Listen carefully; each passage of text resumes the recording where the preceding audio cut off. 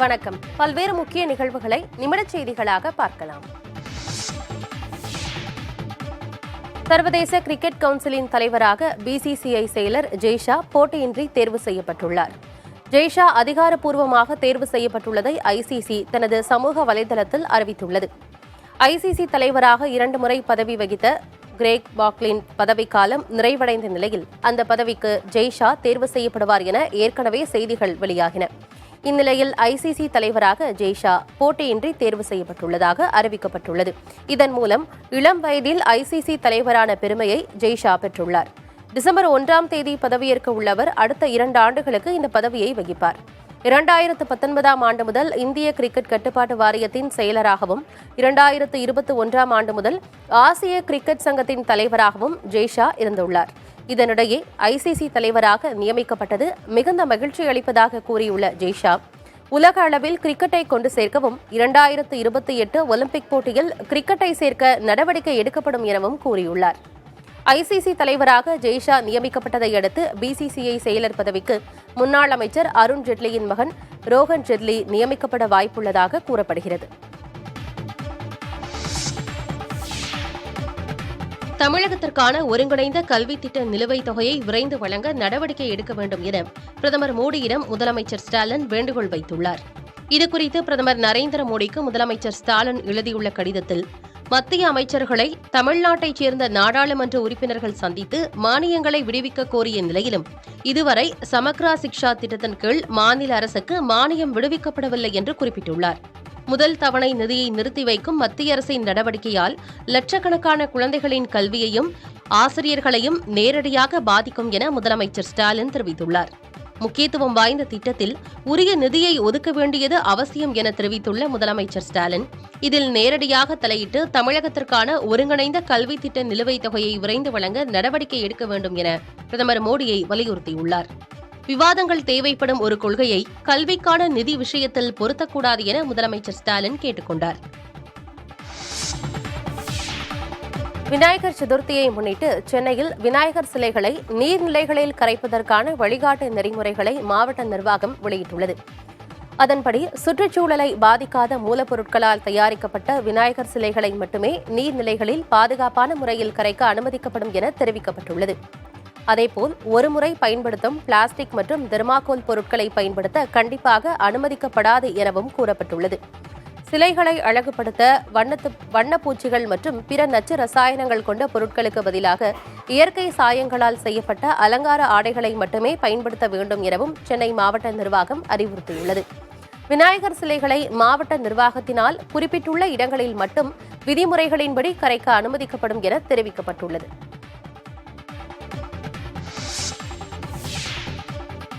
டெல்லியில் வெறும் 8 பணியாளர்களை மட்டுமே கொண்ட வாகன நிறுவனம் ஒன்று பங்குச்சந்தை மூலம் 12 கோடி ரூபாய் நிதி திரட்ட திட்டமிட்ட நிலையில் அதற்காக 4760 கோடி ரூபாய் மதிப்புள்ள விண்ணப்பங்கள் வந்துள்ளது வியக்க வைத்துள்ளது. ரிசோர்ஸ்ஃபுல் ஆட்டோமொபைல் நிறுவனம் டெல்லியில் 2 வாகன ஷோரூம்களை வைத்துள்ளது. இந்நிறுவனம் தனது விரிவாக்க பணிகளுக்காக பங்குச்சந்தையில் 11 கோடியே 99 லட்சம் ரூபாய் நிதி திரட்ட திட்டமிட்டது. இதற்காக பங்குச்சந்தையில் சிறு மற்றும் நடுத்தர நிறுவன பிரிவில் IPO எனப்படும் ஆரம்ப பங்கு வெளியீட்டை அறிவித்தது. இதில் விற்கப்பட உள்ள 10,25,000 பங்குகளை கோரி திங்கட்கிழமை நிலவரப்படி 40 கோடியே 76 லட்சம் விண்ணப்பங்கள் குவிந்துள்ளன. இவ்விண்ணப்பங்களின் மதிப்பு 4760 கோடி ரூபாய் ஆகும். இந்நிறுவன பங்குகள் வரும் 29ஆம் தேதி பங்குச் சந்தையில் பட்டியலிடப்பட உள்ளன. யுக்ரைன் மீது ரஷ்ய படைகள் நடத்திய வான்வழி தாக்குதலில் பொதுமக்கள் 2 பேர் உயிரிழந்தனர்.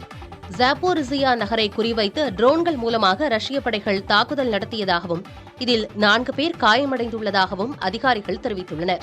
நேற்றைய தினம் 200க்கும் மேற்பட்ட ஏவுகணைகள் மற்றும் ட்ரோன்கள் மூலம் ரஷ்ய படைகள் நடத்திய தாக்குதலில் 7 பேர் உயிரிழந்த நிலையில் தற்போது மீண்டும் வான்வழி தாக்குதல் நடத்தப்பட்டுள்ளது பதற்றத்தை அதிகரித்துள்ளது. பொதுமக்கள் அதிகம் இருக்கும் பகுதிகளை குறிவைத்து ரஷ்ய படைகள் தாக்குதல் நடத்தி வருவதாக குற்றஞ்சாட்டப்பட்டு வரும் நிலையில் தற்போது அதை உறுதிப்படுத்தும் வகையில் தாக்குதல் நடந்துள்ளதாக யுக்ரைன் தரப்பில் தெரிவிக்கப்பட்டுள்ளது. ஸ்பெயினில் நடைபெறும் பாரம்பரிய தக்காளி திருவிழாவுக்காக பியூனல் நகருக்கு தக்காளிகள் அனுப்பி வைக்கப்பட்டுள்ளன. சில்லா நகரிலிருந்து 7 லாரிகளில் 120 டன்களுக்கும் அதிகமான தக்காளிகள் அனுப்பி வைக்கப்பட்டுள்ளதாக அதிகாரிகள் கூறியுள்ளனர். கடந்த 1945ஆம் ஆண்டு முதல் வாலன்சியா மாகாணம் பியூனோல் நகரில் டொமாட்டினா என்ற பெயரில் தக்காளி திருவிழா கொண்டாடப்பட்டு வருகிறது. உலகின் பல்வேறு பகுதிகளிலிருந்து ஆயிரக்கணக்கான மக்கள் இந்த விழாவில் கலந்து கொண்டு ஒருவர் மீது ஒருவர் தக்காளிகளை வீசி கொண்டாட்டங்களில் ஈடுபடுவது வழக்கம். அந்த வகையில் இந்த ஆண்டு திருவிழாவிற்காக சில்லா நகரிலிருந்து பியூனோல் நகருக்கு தக்காளிகள் அனுப்பி வைக்கப்பட்டுள்ளன. இஸ்ரேல் ஹமாஸ் படைகளுக்கிடையே நடைபெற்று வரும் சண்டையில் உயிரிழந்த பாலஸ்தீனர்களின் எண்ணிக்கை 40,435ஆக உயர்ந்துள்ளது. கடந்த 24 மணி நேரத்தில் மட்டும் இஸ்ரேல் ராணுவத்தினர் நடத்திய தாக்குதலில் குழந்தைகள் உட்பட 30 பாலஸ்தீனர்கள் உயிரிழந்துள்ளதாகவும் 66 பேர் காயமடைந்துள்ளதாகவும் பாலஸ்தீன அரசு தரப்பில் தெரிவிக்கப்பட்டுள்ளது. இதுவரை 93,534 பேர் காயமடைந்துள்ள நிலையில் தொடர்ந்து ஹமாஸ் அமைப்பினர் மீதான தாக்குதலை இஸ்ரேல் படைகள் தீவிரப்படுத்தி வருகின்றன. கடந்த ஆண்டு அக்டோபர் முதல் இஸ்ரேல் ஹமாஸ் படைகளுக்கு இடையிலான சண்டை நடைபெற்று வரும் நிலையில் இஸ்ரேல் தரப்பில் 1200க்கும் மேற்பட்டோர் உயிரிழந்திருப்பதாகவும் 250க்கும் மேற்பட்டோர் பிணை கைதிகளாக ஹமாஸ் அமைப்பினரால் பிடித்து வைக்கப்பட்டுள்ளதாகவும் தெரிவிக்கப்பட்டுள்ளது. மகளிர் T20 உலகக்கோப்பை கிரிக்கெட் தொடருக்கான 15 பேர் கொண்ட இந்திய அணி அறிவிக்கப்பட்டுள்ளது. ஹர்மன்பிரீத் கவுர் தலைமையிலான அணிக்கு துணை கேப்டனாக ஸ்மிருதி மந்தனா நியமிக்கப்பட்டுள்ளார். ஷஃபாலி வர்மா, தீப்தி சர்மா, ஜெமிமா ரோட்ரிகஸ், ரிச்சா கோஷ், யஸ்திகா பாட்டியா, பூஜா வஸ்திராகர் உள்ளிட்டோர் அணியில் இடம்பெற்றுள்ளனர். ஆஷா சோபனா, ராதா யாதவ், ஸ்ரேயங்கா பாட்டீல், சஜனா சஜீவன், தமிழ்நாட்டைச் சேர்ந்த ஹேமலதா ஆகியோருக்கும் வாய்ப்பு வழங்கப்பட்டுள்ளது. மகளிர் T20 உலகக்கோப்பை தொடர் அக்டோபர் 3ஆம் தேதி ஐக்கிய அரபு அமீரகத்தில் நடைபெறவுள்ளது. முதலில் வங்கதேசத்தில் இத்தொடரை நடத்த இருந்த நிலையில் அங்கு ஏற்பட்ட அரசியல் அசாதாரண சூழல் காரணமாக ஐக்கிய அரபு அமீரகத்திற்கு மாற்றப்பட்டது குறிப்பிடத்தக்கது. நடிகர் சூரி பிறந்தநாள் ரெட் ஜெயண்ட் மூவிஸ் தயாரிப்பு நிறுவன அலுவலகத்தில் கொண்டாடப்பட்டது. இந்நிகழ்ச்சியில் அந்த நிறுவனத்தின் இணை தயாரிப்பாளர் செண்பகமூர்த்தி, லைகா நிறுவனத்தின் நிர்வாகி GKM தமிழ்குமரன் உள்ளிட்ட பலர் கலந்து கொண்டனர். காமெடி நடிகராக அறிமுகமான சூரி தற்போது விடுதலை, கருடன், கொட்டுக்காளி படங்களில் நடித்து தமிழ் சினிமாவில் தனக்கென தனி இடத்தை பிடித்துள்ளார். இவரது பிறந்த நாளுக்கு பல்வேறு திரைத்துறையினரும் ரசிகர்களும் வாழ்த்துக்களை தெரிவித்து வருகின்றனர்.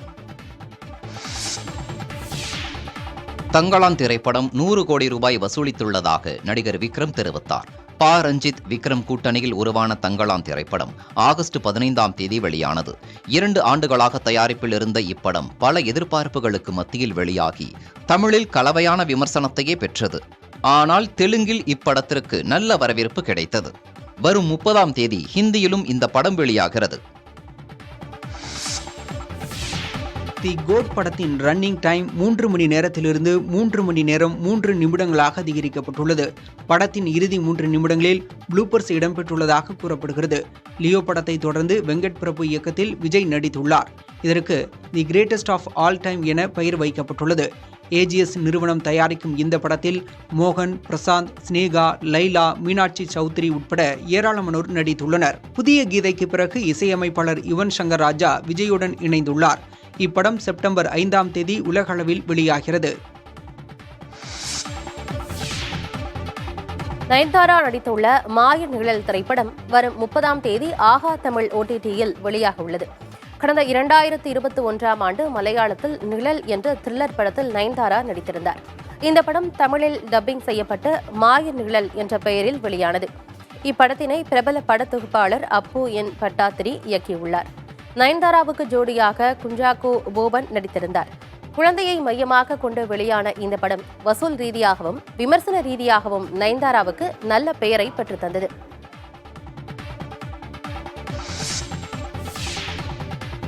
உக்ரைனுக்கு பயணம் மேற்கொண்டு திரும்பிய பிரதமர் மோடி ரஷ்ய அதிபர் விளாடிமிர் புதினை தொலைபேசியில் அழைத்து பேசியுள்ளார்.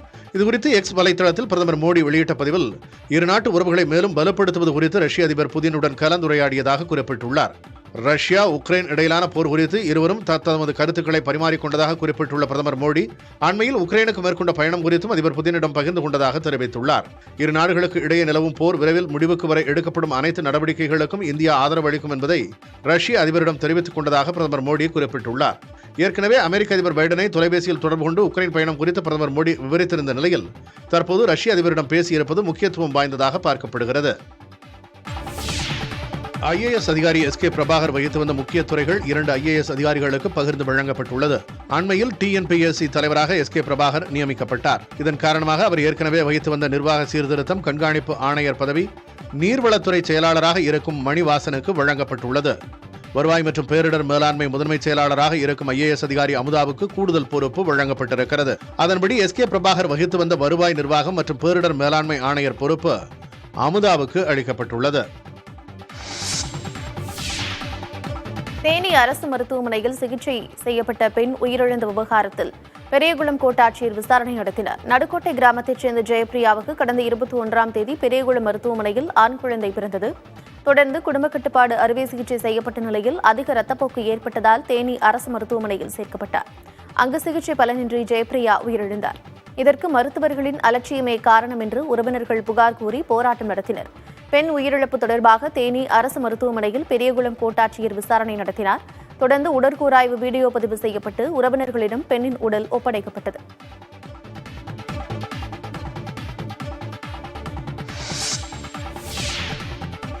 தங்களான் திரைப்படம் 100 கோடி ரூபாய் வசூலித்துள்ளதாக நடிகர் விக்ரம் தெரிவித்தார். ரஞ்சித் விக்ரம் கூட்டணியில் உருவான தங்களான் திரைப்படம் ஆகஸ்ட் 15ஆம் தேதி வெளியானது. 2 ஆண்டுகளாக தயாரிப்பில் இருந்த இப்படம் பல எதிர்பார்ப்புகளுக்கு மத்தியில் வெளியாகி தமிழில் கலவையான விமர்சனத்தையே பெற்றது. ஆனால் தெலுங்கில் இப்படத்திற்கு நல்ல வரவேற்பு கிடைத்தது. வரும் 30ஆம் தேதி ஹிந்தியிலும் இந்த படம் வெளியாகிறது. விஜயகாந்தின் மகன் சண்முக பாண்டியன் நடிக்கும் படைத்தலைவன் திரைப்படம் செப்டம்பர் மாதம் வெளியாகிறது. ரேக்லா வால்டர் திரைப்படங்களை இயக்கிய அன்பு இயக்கியுள்ள இந்த திரைப்படத்துக்கு இசைஞானி இளையராஜா இசையமைத்துள்ளார். கடந்த ஆண்டு விஜயகாந்தின் பிறந்த நாளன்று படைத்தலைவன் திரைப்படத்திற்கான அறிவிப்பு வெளியானது. படப்பிடிப்பு நடந்து கொண்டிருந்த போதே விஜயகாந்த் மறைந்ததால் பணிகள் தாமதமாகின. அதன் பின்னர் விறுவிறுப்பாக நடைபெற்ற பணிகள் நிறைவு பெற்று படைத்தலைவன் திரைப்படம் வெளியீட்டுக்கு தயாராக உள்ளது. பழம்பெரும் இயக்குனர் AC திருலோகச்சந்தரின் பேத்தி யாமினி சந்தர், இயக்குனர் கஸ்தூரி ராஜா, முனிஸ்காந்த் உள்ளிட்டோர் இந்த படத்தில் நடித்துள்ளனர். இயக்குனரும் நடிகருமான ராகவா லாரன்ஸ் சர்ப்ரைஸான சிறப்பு தோற்றத்தில் நடித்திருக்கிறார். நாயகன் சண்முக பாண்டியன் யானை பாகனாக நடித்திருப்பதாகவும் காடுகளையும் யானைகளையும் பாதுகாப்பதன் அவசியத்தை படைத்தலைவன் திரைப்படம் வலியுறுத்துவதாகவும் படக்குழு தெரிவித்திருக்கிறது. புதுக்கோட்டையில் எரிந்து சாம்பலான தன் வீட்டிற்குள் நகை உள்ளிட்ட ஏதேனும் பொருட்கள் எஞ்சியுள்ளதா என்று பெண் ஒருவர் கண்ணீருடன் தேடிய காட்சிகள் கண்கலக்கச் செய்தன. கந்தர்வக்கோட்டை அருகே மங்கனூர் கிராமத்தில் வாடகை வீட்டில் வசித்து வரும் சேவியர் சகாயராஜ் என்பவர் இருசக்கர வாகனத்தில் ஜவுளி வியாபாரம் செய்து வருகிறார். அருகே உள்ள தேவாலயத்திற்கு குடும்பத்துடன் சென்றுவிட்டு வீடு திரும்பிய போது அவர்களது கூரை வீடு தீப்பிடித்து எரிந்தது. தீயணைப்புத் துறையினர் வருவதற்குள் காற்றின் வேகத்தால் தீ மளமளவென பரவியது. வீட்டில் உள்ள அனைத்து பொருட்களும் எரிந்து சாம்பலானதால் பொதுமக்கள் மிகுந்த வேதனையடைந்தனர். பயன்படுத்திய செல்போன் எங்கிருந்து வந்தது என்பதை விசாரிக்க ஒரு தனிப்படையும் அமைக்கப்பட்டுள்ளது. இதேபோன்று கடமை தவறிய அதிகாரிகள் மீதான 3வது வழக்கை விசாரிக்க மற்றொரு தனிப்படை அமைக்கப்பட்டுள்ளது. இதனிடையே சிறையில் தர்ஷனுக்கு சிறப்பு சலுகைகள் வழங்கப்பட்ட துணை முதலமைச்சர் DK சிவக்குமாரே முக்கிய காரணம் என கர்நாடக பாஜக குற்றம் சாட்டியுள்ளது. இது தொடர்பாக பேசிய எதிர்க்கட்சித் தலைவர் அசோகா, தர்ஷனின் உதவியாளர் தமது வீட்டிற்கு வந்து உதவி கேட்டதாக DK சிவக்குமார் ஏற்கனவே கூறியிருந்ததாக சுட்டிக்காட்டியுள்ளார். முதலமைச்சரின் முதல் 3 வெளிநாட்டு பயணங்கள் தோல்வியடைந்துள்ளதாக பாஜக மாநில தலைவர் அண்ணாமலை விமர்சித்துள்ளார். சென்னையில் செய்தியாளர்களிடம் பேசிய அவர், முதலமைச்சரின் அமெரிக்க பயணத்தில் எவ்வளவு நிதியை கொண்டு வருகிறார் என்பதை பொறுத்திருந்து பார்ப்போம் என கூறினார். முதலமைச்சரை பொறுத்தவரை அரசு பயணமாக இன்னைக்கு ஆட்சிக்கு வந்து துபாய் 6000 கோடி ரூபாய் சொன்னாங்க. பணம் இல்லை, ஒயிட் பேப்பர் இல்லை. அதன் பிறகு சிங்கப்பூர், ஜப்பான் அதுவும் இல்லை, ஸ்பெயின் இல்லை. இன்னைக்கு அமெரிக்கா போறாங்க. கிட்டத்தட்ட 3.5 ஆண்டுகளில் இத்தனை பயணங்கள் முதலமைச்சர் அவர்கள் மேற்கொண்டிருக்கின்றார். எப்பொழுதுமே வெள்ளை அறிக்கை இதுவரை கொடுக்கல. எந்த கம்பெனி போன நாளை எவ்வளவு இன்வெஸ்ட்மெண்ட், வேலை வாய்ப்பு எவ்வளவு உருவாச்சு, எதுவுமே நமக்கு தெரியாது. ஆனால் மறுபடியும் முதலமைச்சர் போறாங்க. முதல் 3 பயணங்களும் தோல்வி பயணங்களாக தான் நாங்க பார்க்கிறோம். ஏன்னா தமிழகத்திற்கு அவர் நினைத்த நிதியோ திரட்ட வேண்டிய நிதியோ வரல. அரசியல் நாகரிகம் பண்பாடு இல்லாதவர் அண்ணாமலை என அதிமுக முன்னாள் அமைச்சர் ஜெயக்குமார் விமர்சித்துள்ளார். சென்னையில் செய்தியாளர்களிடம் பேசிய அவர், அதிமுகவை யாராலும் அழிக்க முடியாது என கூறினார். அனைத்து அண்ணா திராவிட முன்னேற்ற கழகத்தை தொட்டு பார்த்தால் அவன் கெட்டு போனவனாக தான் நிச்சயமாக இருப்பான். இதுதான் இன்றைக்கு வரலாறு. எனவே எத்தனை 7 ஜென்மம் அண்ணாமலை எடுத்தாலும் சரி, அனைத்து இந்திய அண்ணா திராவிட முன்னேற்ற கழகத்தை இனி அழிக்கிறதுக்கு ஒருத்தம் கூட பிறக்க முடியாது. அப்படி நேற்று பிறந்த குழந்தை இது, கிட்டத்தட்ட 3 வருஷம் குழந்தை. இந்த குழந்தை பார்த்து 52 வருஷம் பெரிய அளவுக்கு அனுபவம் பெற்ற அனுபவசாலி, பெரிய அளவுக்கு இருக்கின்ற ஒரு ஆலமரம் போல இருக்கின்ற இயக்கத்தை அழிக்காம ஒழிக்காம விடும்னா இன்னைக்கு விரக்தி.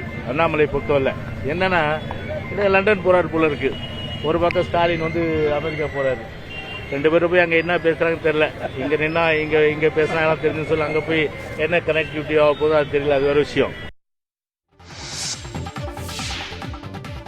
அண்ணாமலையின் வளர்ச்சியைக் கண்டு அதிமுக முன்னாள் அமைச்சர்கள் அச்சத்தில் உள்ளதாக தமிழக பாஜக விமர்சித்துள்ளது. பாஜக மாநில துணைத் தலைவர் கருநாகராஜன் வெளியிட்டுள்ள அறிக்கையில், எம்ஜிஆர், ஜெயலலிதா போன்ற தலைவர்கள் இல்லாமல் அதிமுக தொண்டர்கள் பரிதவித்து வருவதாக தெரிவித்துள்ளார். எடப்பாடி பழனிசாமியை மக்கள் ஏற்றுக்கொள்ள தயாராக இல்லை என்பதை ஏற்க முடியாமல் அதிமுக முன்னாள் அமைச்சர்கள் தங்களது இயலாமையை மறைக்க அண்ணாமலையை வசைப்பாடி வருவதாக கருநாகராஜன் விமர்சனம் செய்துள்ளார். அதிமுக முன்னாள் அமைச்சர்கள் மீதான ஊழல் வழக்குகளை மக்கள் மன்றத்தில் வைத்து விசாரணையை துரிதப்படுத்த நீதிமன்றங்களை நாடுவோம் என்றும் அவர் குறிப்பிட்டுள்ளார். சந்தர்ப்பவாத அரசியலில் ஈடுபடும் எடப்பாடி பழனிசாமியை மக்கள் புறக்கணித்து விட்டதாக விமர்சனம் செய்துள்ள கருநாகராஜன், வரும் சட்டமன்ற தேர்தலில் அதிமுக 4ஆம் இடத்திற்கு தள்ளப்படும் என்றும் கூறியுள்ளார். நடிகை நமிதாவிடம் மதம் குறித்து கேட்கவில்லை என மதுரை மீனாட்சியம்மன் கோயில் நிர்வாகம் விளக்கமளித்துள்ளது. மீனாட்சியம்மன் கோயிலில் தரிசனம் செய்ய சென்றபோது கோயில் நிர்வாகத்தினர் கடுமையாக நடந்து கொண்டதாக நடிகை நமிதா குற்றம் சாட்டியிருந்தார். தன்னிடம் இந்துதான் என்பதற்கான சான்று தேவை என்று கேட்டதாகவும் அவர் கூறியிருந்தார். இது தொடர்பாக மீனாட்சியம்மன் கோயில் நிர்வாகம் விளக்கமளித்துள்ளது. அறநிலையத்துறை ஆணையருக்கு அந்த கோயிலின் செயல் அலுவலர் அளித்துள்ள கடிதத்தில் நமிதாவிடம் மதம் பற்றி எந்த கேள்வியும் கேட்கப்படவில்லை என தெரிவிக்கப்பட்டுள்ளது. காலசந்தி பூஜைக்காக திரை போடப்பட்டிருந்ததாலேயே அவரை காக்க வைக்க நேரிட்டதாகவும், நமிதாவை அழைத்து வந்தவரிடம் அவர் இந்து மதத்தை பின்பற்றுவாரா என்று மட்டுமே கேட்டு அறிந்து கொண்டதாகவும் கூறப்பட்டுள்ளது. அர்ச்சகர்கள் மூலம் நமிதாவை குங்குமம் இடச் சொல்லி அவரை முக்கிய பிரமுகர்கள் செல்லக்கூடிய வழியில் அனுமதித்ததாக கடிதத்தில் தெரிவிக்கப்பட்டுள்ளது.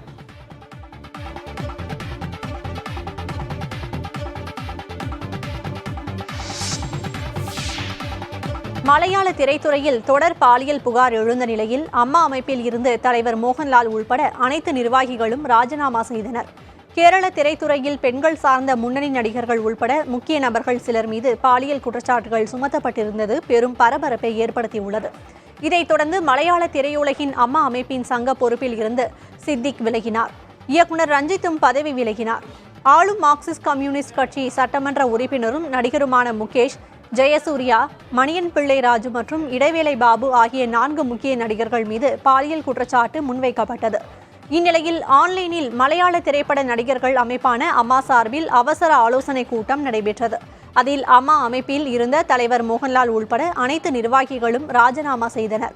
இந்த பாலியல் குற்றச்சாட்டுகளால் அமைப்பின் உறுப்பினர்கள் மத்தியில் கருத்து வேறுபாடு எழுந்துள்ளது.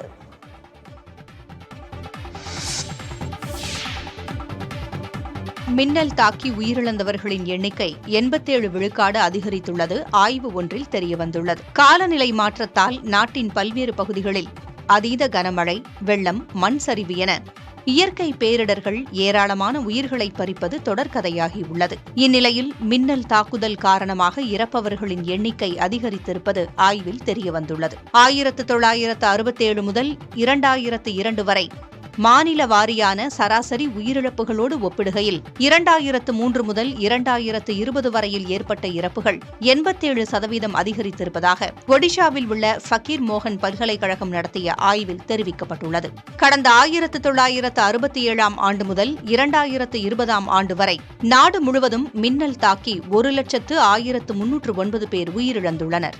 இதில் 2010 முதல் 2020 ஆண்டு வரை மட்டும் 29,804 பேர் இறந்துள்ளதாக தெரிவிக்கப்பட்டுள்ளது. அதாவது ஆய்வுக்கு உட்படுத்தப்பட்ட 53 ஆண்டுகளில் கடைசி 10 ஆண்டுகளில் மட்டும் 1/3 பங்கு இறப்பு நிகழ்ந்திருப்பது தெரியவந்துள்ளது. ஆண்டுக்கு சராசரியாக 1876 பேர் மின்னல் தாக்கி உயிரிழந்துள்ளனர் என்றும் ஆய்வில் கூறப்பட்டுள்ளது. காலநிலை மாற்றத்தின் காரணமாகவே மின்னல் தாக்குதல் அதிகரித்திருப்பதாக ஆய்வாளர்கள் தெரிவிக்கின்றனர். இலங்கையில் சீன போர்க்கப்பல்கள் முகாமிட்டுள்ள அதே துறைமுகத்தில் இந்திய போர்க்கப்பலும் நங்கூரமிட்டுள்ளது. இலங்கை தலைநகர் கொழும்பு துறைமுகத்தில் சீனாவை சேர்ந்த 3 போர்க்கப்பல்கள் திங்கட்கிழமை காலை வந்து சேர்ந்தன. சீன கடற்படையினர் இலங்கை கடற்படையினருடன் சேர்ந்து கூட்டுப் பயிற்சிகளில் ஈடுபட உள்ளதாக அறிவிக்கப்பட்டுள்ளது. அதே துறைமுகத்தில் இந்தியாவின் INS மும்பை போர்க்கப்பலும் 3 நாள் பயணமாக சென்றுள்ளது. இந்திய கடற்படையினரும் இலங்கை கடற்படையுடன் சேர்ந்து கூட்டுப் பயிற்சிகளில் ஈடுபட உள்ளனர். யோகா, விளையாட்டுகள், கடற்கரையை தூய்மைப்படுத்துதல் உள்ளிட்ட பணிகளில் ஈடுபட உள்ளதாகவும் அந்நாட்டு கடற்படை தெரிவித்துள்ளது. இலங்கை மீது ஆதிக்கத்தை செலுத்த சீனா தொடர்ந்து முயற்சிகளை மேற்கொண்டு வருவதாக தகவல்கள் உள்ள நிலையில் அது இந்தியாவுக்கு அச்சுறுத்தலாக பார்க்கப்படுகிறது. இலங்கையில் அதிபர் தேர்தல் நெருங்கும் வேளையில் இரு நாட்டு போர்க்கப்பல்களும் ஒரே நேரத்தில் சென்றிருப்பதும் பேசும் பொருளாக மாறியுள்ளது.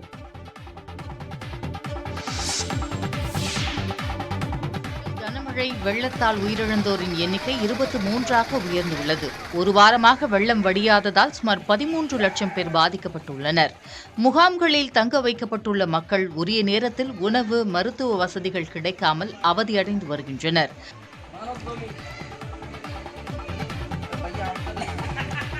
அரசு சார்பில் வழங்கப்படும் உணவுப் பொருட்களை பெற மக்கள் முண்டியடித்தனர்.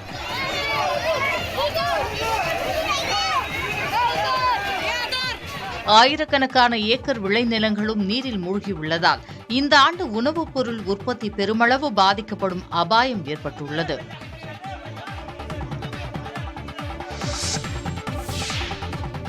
மங்காத்தா 2ஆம் பாகத்தை எடுக்காவிட்டால் அஜித் ரசிகர்கள் தன்னை அடித்து விடுவார்கள் என இயக்குநர் வெங்கட் பிரபு நகைச்சுவையாக பேசினார். மலேசியாவில் நேர்காணல் ஒன்றில் பேசிய அவர், விஜய் மற்றும் அஜித்தை ஒரே படத்தில் நடிக்க வைக்க வேண்டிய ஆசை தனக்கு இருக்கிறது என அவர்களுக்கு தெரியும் என்றார். ஆனால் அது எப்படி நடக்கும், எப்போது நடக்கும் என தெரியாது எனவும் கூறினார். நடிகர் விஜயை வைத்து தற்போது தி கோட் படத்தை வெங்கட் பிரபு இயக்கியுள்ளார். இந்த படம் செப்டம்பர் 5ஆம் தேதி வெளியாகிறது. இதற்கான ப்ரமோஷன் பணிகள் தீவிரமாக நடைபெற்று வருகின்றன.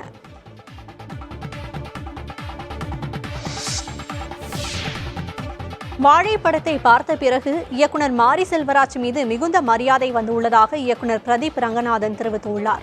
இதுகுறித்து அவர் வெளியிட்டுள்ள வீடியோவில், வாழை படத்தை பற்றி கூற வார்த்தைகளே இல்லை என்றும், மாரி செல்வராஜின் வாழ்க்கையை பார்ப்பதற்கு வியப்பாக இருக்கிறது எனவும் கூறியுள்ளார். வாழை திரைப்படம் ஆகஸ்ட் 23ஆம் தேதி வெளியாகி மக்களிடையே மிகுந்த வரவேற்பை பெற்று வருகிறது. 1999ஆம் ஆண்டு ஸ்ரீ வைகுண்டம் அருகே நடைபெற்ற லாரி விபத்தை மையமாக வைத்து இந்த படம் உருவாகியுள்ளது.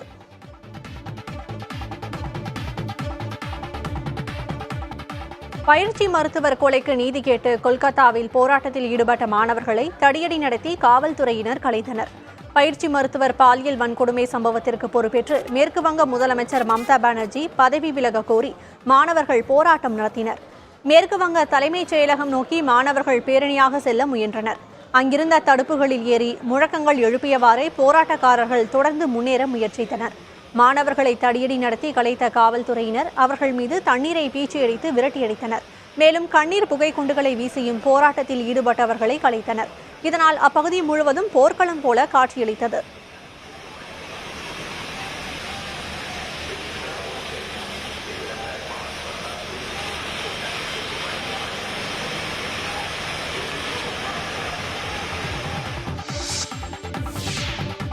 இலங்கை சிறையில் உள்ள நமது மீனவர்கள் அனைவரையும் விடுவிக்க நடவடிக்கை எடுக்க வேண்டும் என்று மத்திய வெளியுறவுத்துறை அமைச்சர் ஜெய்சங்கரிடம் முதலமைச்சர் மு.க. ஸ்டாலின் வலியுறுத்தியுள்ளார். இது தொடர்பாக அவர் எழுதியுள்ள கடிதத்தில், ராமேஸ்வரத்தைச் சேர்ந்த 8 மீனவர்கள் இலங்கை கடற்படையினரால் கைது செய்யப்பட்டதை குறிப்பிட்டுள்ளார். மீனவர்கள் இதுபோன்று தொடர்ச்சியாக கைது செய்யப்படும் சம்பவங்கள் அவர்களை மட்டுமல்லாமல் அவர்களை நம்பி வாழும் குடும்பத்தினரையும் பாதிப்பதாக வருத்தம் தெரிவித்துள்ளார்.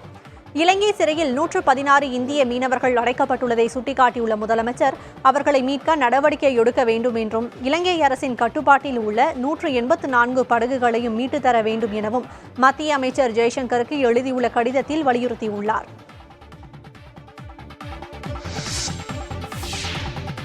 தமிழகத்தில் எம்பாக்ஸ் நோய் பரவாமல் இருக்க வெளிநாடுகளில் இருந்து வரும் பயணிகளை கண்காணித்து வருவதாக மருத்துவத்துறை அமைச்சர் மா சுப்பிரமணியன் தெரிவித்துள்ளார்.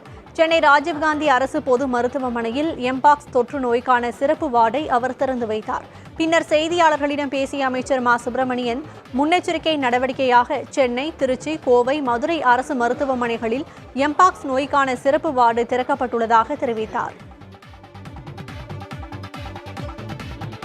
ஆப்பிரிக்க நாடுகளிலிருந்து வருபவர்கள் மட்டுமல்லாது அதற்கு நேரடியான விமான சேவை இல்லாத நிலையிலும் கனெக்டிங் ஃபிளைட்ஸ் என்று சொல்லக்கூடிய வகையில் அவர்கள் எந்த நாட்டிலிருந்து பயணிகள் வந்தாலும் அவர்களை கண்காணிக்கும் பணி தொடர்ந்து மேற்கொள்ளப்பட்டு வருகிறது.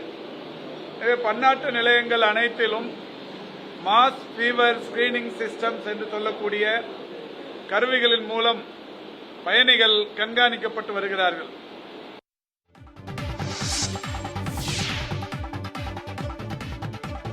சென்னையில் ஃபார்முலா 4 கார் பந்தயம் நடத்த எதிர்ப்பு தெரிவித்த வழக்கை நாளை விசாரிப்பதாக சென்னை உயர்நீதிமன்றம் தெரிவித்துள்ளது. தமிழ்நாடு விளையாட்டு மேம்பாட்டு ஆணையம் மற்றும் தனியார் அமைப்பு இணைந்து சென்னையில் ஃபார்முலா 4 கார் பந்தயத்தை நடத்த உள்ளன.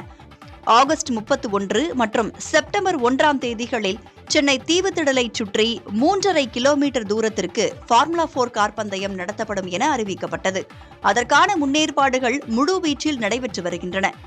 இந்நிலையில் கார் பந்தயத்திற்கு எதிர்ப்பு தெரிவித்து பாஜக பிரமுகர் பிரசாத் தாக்கல் செய்த வழக்கை அவசர வழக்காக விசாரிக்க கோரி சென்னை உயர்நீதிமன்றத்தில் முறையீடு செய்யப்பட்டது. இதையடுத்து இந்த மனுவை நாளை விசாரிக்க நீதிபதிகள் அமர்வு ஒப்புதல் தெரிவித்தது. இதனிடையே ஃபார்முலா 4 கார் பந்தயத்திற்கு எதிராக அதிமுக தரப்பில் உச்சநீதிமன்றத்தில் மனு தாக்கல் செய்யப்பட்டது. அதை ஏற்க மறுத்த உச்சநீதிமன்ற தலைமை நீதிபதி கார் பந்தயத்தை நிறுத்த கூறுவதை அவசர வழக்காக எடுத்து விசாரிக்க முடியாது என திட்டவட்டமாக மறுப்பு தெரிவித்தார்.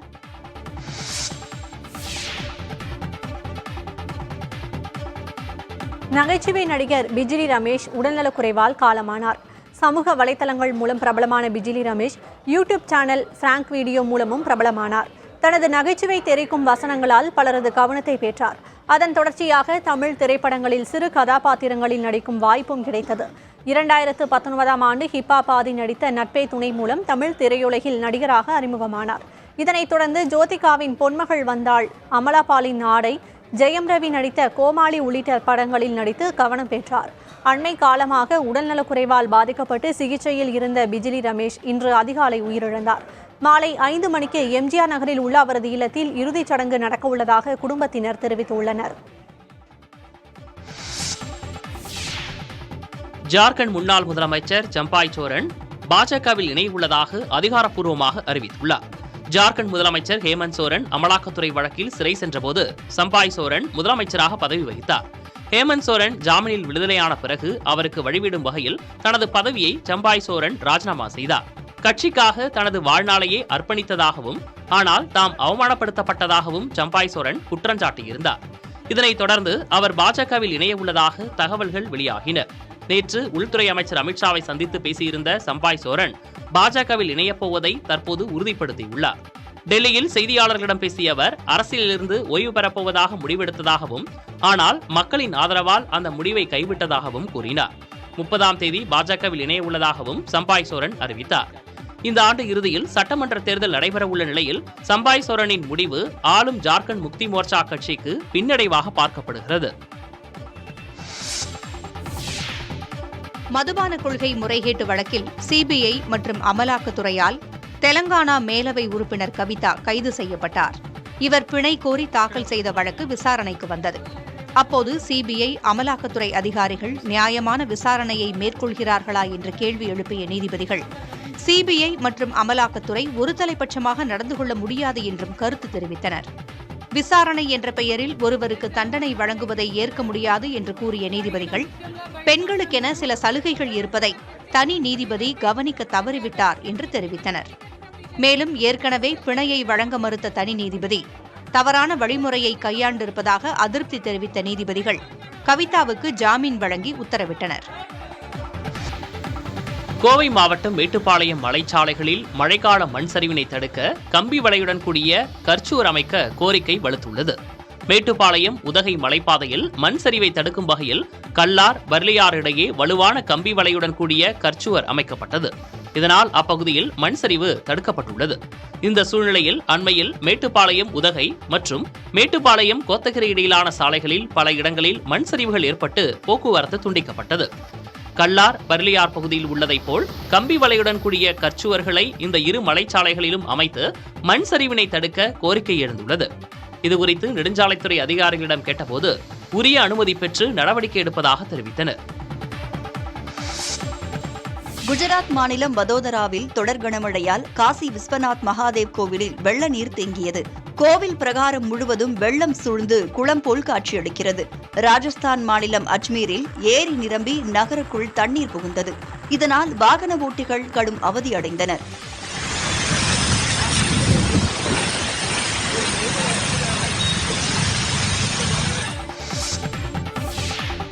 வீட்டுமனை கேட்டு தனது மனைவி எழுதிய கடிதம் திருத்தப்படவில்லை என கர்நாடக முதலமைச்சர் சித்தராமையா விளக்கமளித்துள்ளார்.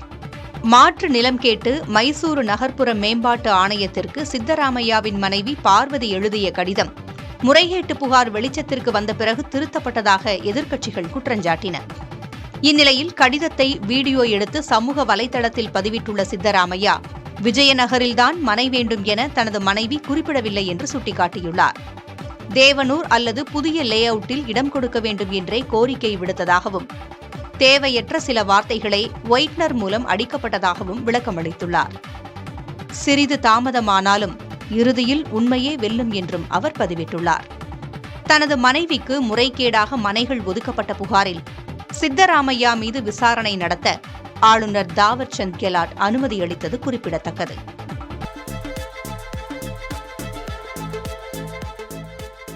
இந்து சமய அறநிலையத்துறை கல்லூரிகளில்தான் இந்த சமய வகுப்புகள் துவங்கப்படும் என்று அறிவித்திருக்கின்றோமே தவிர அனைத்து கல்லூரிகளிலும் அல்ல. இது முழுக்க முழுக்க திருக்கோயிலுடைய நிதியிலிருந்து, திருக்கோயில் வருகின்ற பக்தர்களுடைய நன்கொடையிலிருந்து நடத்தப்படுகின்ற கல்லூரிகள் என்பதால் அந்த கல்லூரி சார்ந்திருக்கின்ற, அந்த கல்லூரியிலே பயிலுகின்ற விருப்பமுள்ள மாணவர்களுக்கு இந்த பயிற்சி வகுப்புகள் நடத்துவது என்று திட்டமிட்டிருக்கின்றோம். ஆகவே இது குறித்தும் நம்முடைய விடுதலை சிறுத்தை கட்சியில இருந்து கூறிய கருத்துக்களுக்கு அவரிடம் விளக்கம் அளித்திருக்கின்றோம். அதேபோல் கம்யூனிஸ்ட் இயக்க தலைவர் மதிப்புக்குரிய ஐயா பாலகிருஷ்ணன் அவர்களிடத்திலும் இது குறித்து விளக்கம் அளித்திருக்கின்றோம். இவர்கள் கூட வேலை தூக்கி கொண்டு ஊர் ஊராக அலைந்தார்கள்.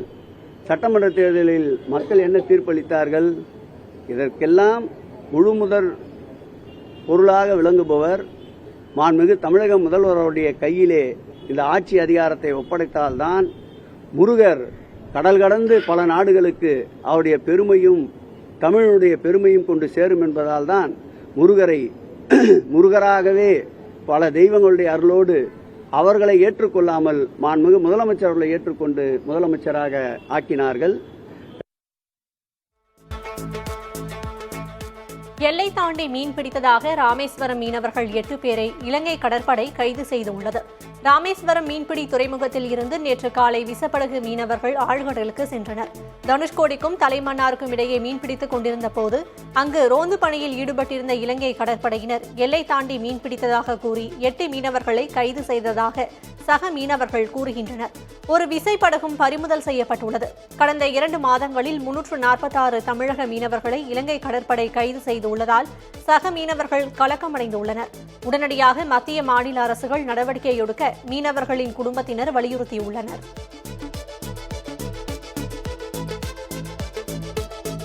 நாகை மீனவர்களை தாக்கி 4 லட்சம் ரூபாய் மதிப்பிலான மீன்பிடி பொருட்களை இலங்கை கடற்கொள்ளையர்கள் மீண்டும் பறித்துச் சென்றுள்ளனர். செருதூர் கிராமத்தைச் சேர்ந்த மீனவர்கள் ஆழ்கடலுக்கு மீன்பிடிப்பதற்காக சென்றுள்ளனர். கோடியக்கரை தென்கிழக்கே 15 கடல் மைல் தொலைவில் மீன்பிடித்துக் கொண்டிருந்த போது 3 படகுகளில் வந்த இலங்கை கடற்கொள்ளையர்கள் 9 பேர் பயங்கர ஆயுதங்களை கொண்டு மீனவர்களை மிரட்டியுள்ளனர். அவர்களை தாக்கி 4 லட்சம் ரூபாய் மதிப்பிலான மீன்பிடி உபகரணங்களை பறித்துவிட்டு தப்பிச் சென்றுள்ளனர்.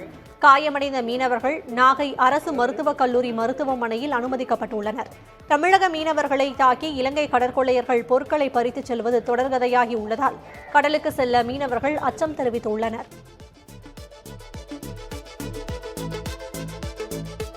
தமக்கு 70 வயது ஆகிவிட்டதால் நீதிமன்றத்தில் ஆஜராவதில் இருந்து விலக்கு அளிக்க வேண்டும் என கோரி அதிமுக பொதுச் செயலாளர் எடப்பாடி பழனிசாமி மனு தாக்கல் செய்துள்ளார். திமுக எம்பி தயாநிதி மாறன் தொகுதி மேம்பாட்டு நிதியை செலவு செய்யவில்லை என அதிமுக பொதுச் செயலாளர் எடப்பாடி பழனிசாமி பரப்புரையில் பேசினார். தமது நற்பெயருக்கு களங்கம் ஏற்படுத்துவதாக கூறி இபிஎஸ் மீது தயாநிதி மாறன் அவதூறு வழக்கு தொடர்ந்தார். இந்த வழக்கு சிறப்பு நீதிமன்றத்தில் விசாரணைக்கு வந்தபோது எடப்பாடி பழனிசாமி நேரில் ஆஜரானார். அப்போது இந்த வழக்கை தான் எதிர்கொள்ள தயாராக இருப்பதாக கூறிய எடப்பாடி பழனிசாமி எந்தவித அவதூறு கருத்துக்களையும் தான் கூறவில்லை என மறுப்பு தெரிவித்தார். இதையடுத்து வழக்கின் விசாரணை செப்டம்பர் 19ஆம் தேதிக்கு தள்ளி வைக்கப்பட்டது. இதனிடையே நீதிமன்றத்தில் நேரில் ஆஜராகுவதில் இருந்து விலக்கு அளிக்க வேண்டும் என எடப்பாடி பழனிசாமி தரப்பில் மனு தாக்கல் செய்யப்பட்டது. அந்த மனுவில் மூத்த குடிமகனான தான் நீதித்துறையின் மீது மிகுந்த மரியாதையும் கொண்டவன் என்று தெரிவித்துள்ளார். உடல்நல பாதிப்புகளால் வாழ்நாள் முழுவதும் மருந்துகளை உட்கொண்டு வருவதாகவும் வழக்கை தாமதப்படுத்தும் நோக்கம் இல்லை என்றும் எடப்பாடி பழனிசாமி கூறியுள்ளார். தஞ்சை கூட்டு பாலியல் வன்கொடுமை வழக்கில் 17 வயது சிறுவன் உட்பட மேலும் 2 கைது செய்யப்பட்டுள்ளனர். தஞ்சை அருகே கடந்த 12ஆம் தேதி நண்பரை நம்பிச் சென்ற இளம்பெண் கூட்டு பாலியல் வன்கொடுமைக்கு உள்ளாக்கப்பட்ட சம்பவம் அதிர்வலையை ஏற்படுத்தியது. இந்த வழக்கில் பெண்ணின் நண்பர் கவிதாசன், பிரவீன், திவாகர், 17 வயது சிறுவன் உள்ளிட்ட 4 பேர் கைது செய்யப்பட்டனர். வழக்கில் தொடர்புடைய அனைவரையும் கைது செய்ய வேண்டும் என பொதுமக்கள் தொடர்ந்து போராட்டத்தில் ஈடுபட்டு வந்தனர். இந்த நிலையில் வேல்முருகன் மற்றும் 17 வயது சிறுவன் ஆகிய 2 காவல்துறையினர் கைது செய்துள்ளனர். கிருஷ்ணகிரி அருகே பாலியல் வன்கொடுமை சம்பவத்தை அடுத்து மூடப்பட்ட தனியார் பள்ளி 10 நாட்களுக்கு பிறகு திறக்கப்பட்டுள்ளது. கிருஷ்ணகிரி அருகே தனியார் பள்ளியில் என்சிசி பயிற்சி முகாம் என்ற பெயரில் 13 மாணவிகளுக்கு பாலியல் தொல்லை அளிக்கப்பட்ட விவகாரம் பெரும் அதிர்வலைகளை ஏற்படுத்தியது. இவ்விவகாரத்தில் பள்ளி முதல்வர், தாளாளர் உள்ளிட்ட 13 பேர் கைது செய்யப்பட்டுள்ள நிலையில் குற்றஞ்சாட்டப்பட்ட சிவராமன் உயிரிழந்துள்ளார். மறுபுறம் மாணவிகள் பெற்றோரிடம் விசாரணை நடைபெற்று வந்த நிலையில் பள்ளிக்கு விடுமுறை விடப்பட்டிருந்தது. 10 நாள் விடுமுறைக்கு பின் இன்று மீண்டும் பள்ளி திறக்கப்பட்டுள்ளது. பள்ளியில் காவல்துறையினர் பாதுகாப்பு பணியில் ஈடுபட்டுள்ளனர். மாவட்ட காவல் கண்காணிப்பாளர் மற்றும் முதன்மை கல்வி அலுவலர் ஆகியோர் மாணவர்களுக்கு ஏற்பட்டுள்ள அச்சத்தை போக்க பள்ளிக்கு நேரடியாக சென்று விழிப்புணர்வு ஏற்படுத்தினர். முன்னதாக அதிகாரிகளின் உத்தரவின் அடிப்படையில் தனியார் பள்ளிகளில் சிசிடிவி கேமராக்கள் மற்றும் பேருந்துகளில் ஜிபிஎஸ் கருவிகள் பொருத்தப்பட்டுள்ளன.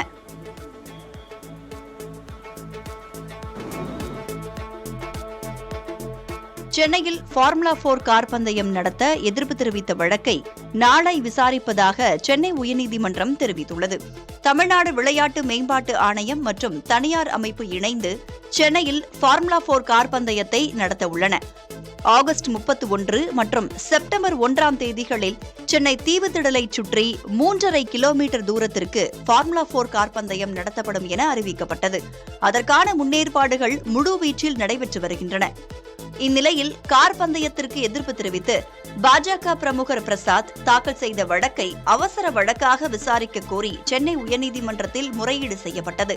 இதையடுத்து இந்த மனுவை நாளை விசாரிக்க நீதிபதிகள் அமர்வு ஒப்புதல் தெரிவித்தது. இதனிடையே ஃபார்முலா 4 கார் பந்தயத்திற்கு எதிராக அதிமுக தரப்பில் உச்சநீதிமன்றத்தில் மனு தாக்கல் செய்யப்பட்டது. அதை ஏற்க மறுத்த உச்சநீதிமன்ற தலைமை நீதிபதி கார் பந்தயத்தை நிறுத்த கூறுவதை அவசர வழக்காக எடுத்து விசாரிக்க முடியாது என திட்டவட்டமாக மறுப்பு தெரிவித்தார்.